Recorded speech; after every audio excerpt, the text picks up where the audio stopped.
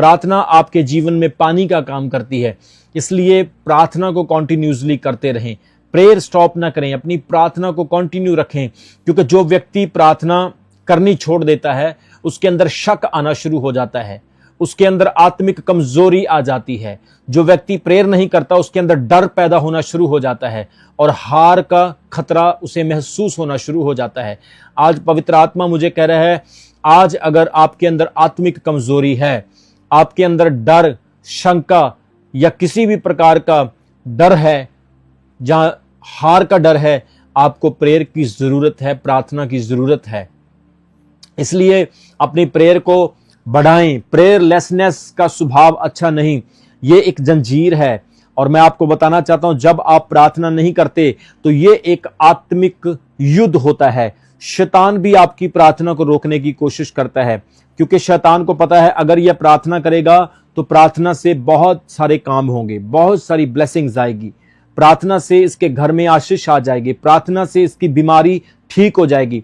इसी तरह से पवित्र आत्मा कहता है, जब आप लगातार प्रार्थना करते हैं, हालात कैसे भी हों, आपके काम ऐसे भी हो सकते हैं जो नहीं होने, लेकिन प्रार्थना करने से आपके काम होने शुरू हो जाते हैं। परमेश्वर की सामर्थ काम करती है।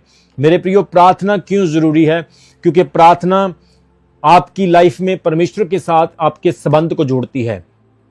याद रखें, प्रार्थना सिर्फ मांगना ही नहीं, प्रार्थना सिर्फ अपनी नीड्स को खुदा से मांगना ही नहीं, रिक्वायरमेंट ही नहीं है, लेकिन प्रार्थना एक परमेश्वर के साथ संबंध है।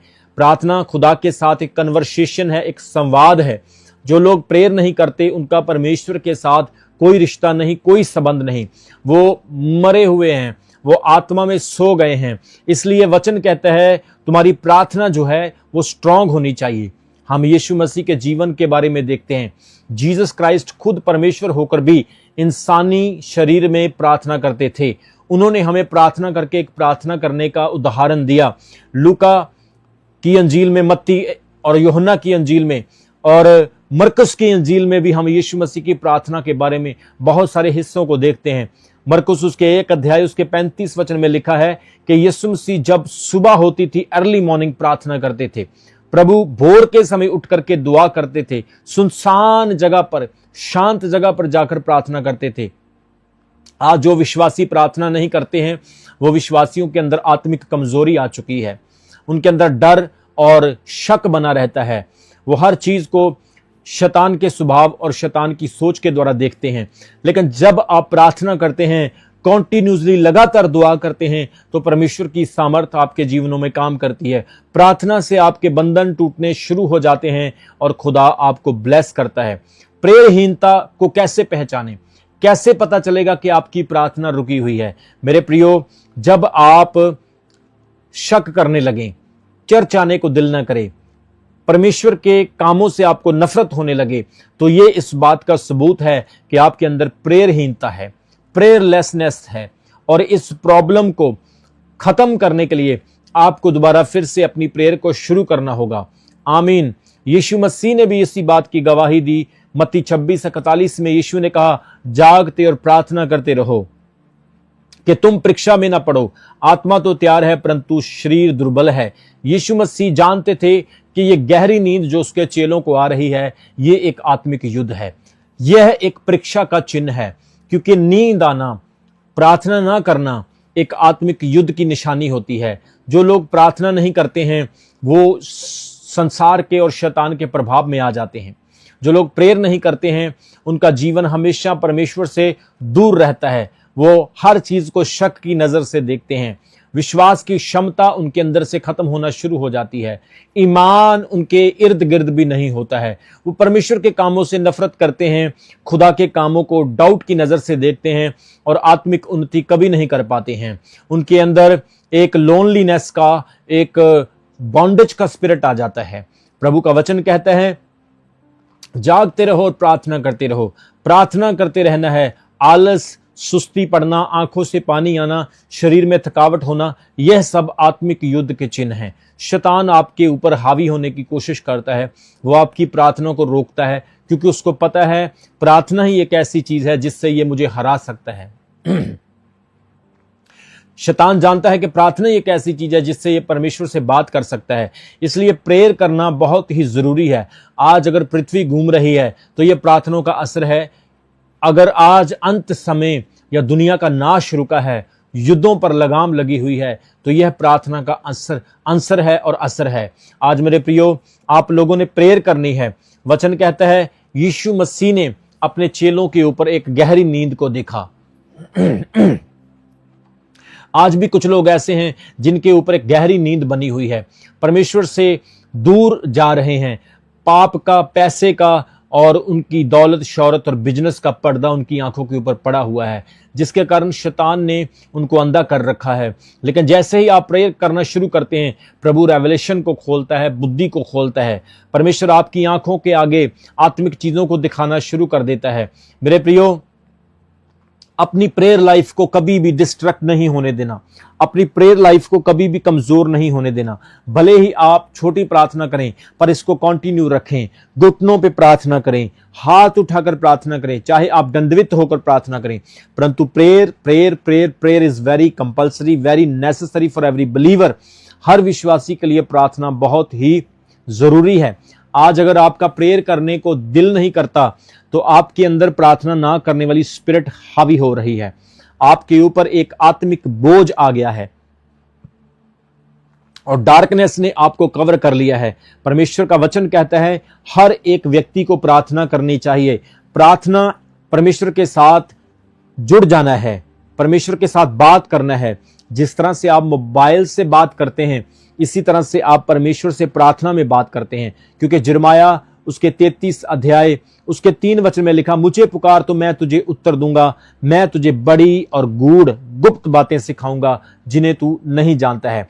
वचन कहता है मुझे पुकार, call upon me, I will hear you, I will reveal a mysteries, I will reveal a things which you can't understand. वचन कहता है मुझे पुकार। प्रार्थना ही वो जरिया है जिससे आप प्रभु को पुकार सकते हैं। प्रार्थना का मतलब पुकारना है, प्रार्थना का मतलब प्रभु के साथ बात करना है, धन्यवाद करना है, कन्वर्सेशन करना है। प्रार्थना हर विश्वासी के लिए बहुत ही इंपॉर्टेंट है। आज कई लोग पाप में गिरे हैं, उसका कारण वो प्रेयर नहीं करते। नशा करने वाले लोगों का मन प्रार्थना करने को कभी नहीं करेगा। लड़ाई झगड़ा, क्लेश, गुस्सा, व्यभिचार, ऐसी सारी समस्याओं की जड़ प्रेयरहीनता है। दुआ ना करने का सबसे बड़ा कारण है। इसलिए मेरे प्रियो, अगर आप प्रेयर करना स्टार्ट करेंगे तो आपके जीवन में ऊर्जा आएगी, शक्ति आएगी, आपके जीवन में बल आएगा, आपके अंदर परमेश्वर की सामर्थ्य आएगी। प्रार्थना करने से आपकी घर की सफाई हो जाएगी, जादू टोने दुष्ट आत्माएं आपके घरों को छोड़ के निकल जाएगी। प्रार्थना करने से आप तरक्की पाएंगे, उन्नति पाएंगे। प्रार्थना करने से आपका शरीर हल्का हो जाएगा, आपका मन साफ हो जाएगा, आपका ब्रेन, आपके इमोशंस खुदा के साथ जुड़ जाएंगे, आपका स्पिरिट प्रभु के साथ कनेक्ट हो जाएगा। इसलिए प्रार्थना हर विश्वासी के लिए बहुत ही जरूरी है। हम हर धर्म में प्रार्थना का जिक्र देखते हैं, हर रिलीजन में प्रेयर का जिक्र देखते हैं। कोई 7 घंटे, कोई 5 बार, कोई 3 बार, कोई सुबह शाम करता है। लेकिन पौलुस कहता है निरंतर प्रार्थना करो, हर समय प्रार्थना करो। आज प्रेयर आपके लिए बहुत ही जरूरी है। जो लोग आज अपने घरों में कन्फ्लिक्ट देख रहे हैं, अपने घरों में लड़ाई झगड़े की प्रॉब्लम देख रहे हैं, मिसअंडरस्टैंडिंग, मिसकंसेप्शंस उनके रिलेशनशिप में है, उसका सबसे बड़ा कारण कि उनके घर में प्रार्थना नहीं है। आज अगर तुम प्रार्थना करोगे, परमेश्वर की सामर्थ आपके घरों में आएगी। जिस तरह से आप टेलीफोन की आवाज को सुनते हैं, लेकिन आवाज आती कैसे है उसे नहीं समझ पाते, इसी तरह से परमेश्वर की सामर्थ को आप देखेंगे, पर यह नहीं जान पाएंगे वो कहां से आती है। लेकिन वो स्वर्ग से आएगी, दिखाई नहीं देगी लेकिन काम करेगी। आमीन। आज जब मैं प्रार्थना में था, मैं फास्टिंग प्रेयर में था, तो परमेश्वर के आत्मा ने मुझे यही बताया कि लोगों के अंदर प्रेयरलेसनेस बहुत ज्यादा है। उनके अंदर प्रेयरहीनता, प्रार्थनाहीनता का प्रॉब्लम है, जिसके कारण वो प्रेयर नहीं करते हैं और उनके बहुत सारे काम रुके हुए हैं। शैतान आपके ऊपर प्रेशर डालता है, दुष्ट आत्माएं आपको तंग करना शुरू कर देती है। प्रार्थना करें। जिस तरह से आप खाना खाते हैं, पानी पीते हैं, जिस तरह से आप सोते हैं, उठते हैं, ऐसे एक प्रार्थना का नियम बनाएं, ठहराएं और डेली प्रार्थना करें। प्रभु के साथ समय बिताएं। कोई डिस्टर्बेंस आपके पास नहीं होनी चाहिए। वो समय कॉन्सर्ट कॉन्सेंट्रेट समय होना चाहिए, एक यूनिक और ब्लेस्ड टाइम होना चाहिए। आप खुदावंद में ब्लेस होंगे। और प्रभु का वचन कहता है पश्चाताप करें और परमेश्वर की शक्ति को प्रार्थना के द्वारा पाएं। आज अगर आपकी प्रेयर रुकी है तो पश्चाताप करें। दूसरा इतिहास उसके 7 अध्याय उसके 14 वचन में लिखा है, 2 क्रॉनिकल्स चैप्टर 7 वर्स 14 सेज, वहां पे लिखा, अगर मेरे लोग अधीन होकर मुझसे प्रार्थना करें तो मैं उनको बहाल कर दूंगा, मैं उनको आशीषित कर दूंगा, उनके देश को भी ब्लेस कर दूंगा। वो कहता अगर मेरे लोग दीन होकर प्रार्थना करें, घुमंड के साथ नहीं, दीनता के साथ जब आप प्रार्थना करेंगे प्रभु आपकी प्रार्थना को सुनेगा। हमेशा जब प्रार्थना करें तो बैठें और कहें, प्रभु मैं अपने आप को तेरे सामने लेकर आता हूं, परमेश्वर मैं अपने आप को तेरे सामने समर्पित करता हूं, मुझसे बात कर। फिर उसके बाद आप परमेश्वर का धन्यवाद करें, फिर अपनी समस्याओं को उसके सामने रखें। आमीन। वो कहता है जब आपके जीवन में प्रार्थनाहीनता होती है, प्रेयरलेसनेस होती है, तो इस प्रेयरलेसनेस की वजह से आपके जीवन में बहुत सारे नुकसान होते हैं, आत्मिक नुकसान होते हैं। आपका रिश्ता प्रभु के साथ टूट जाता है।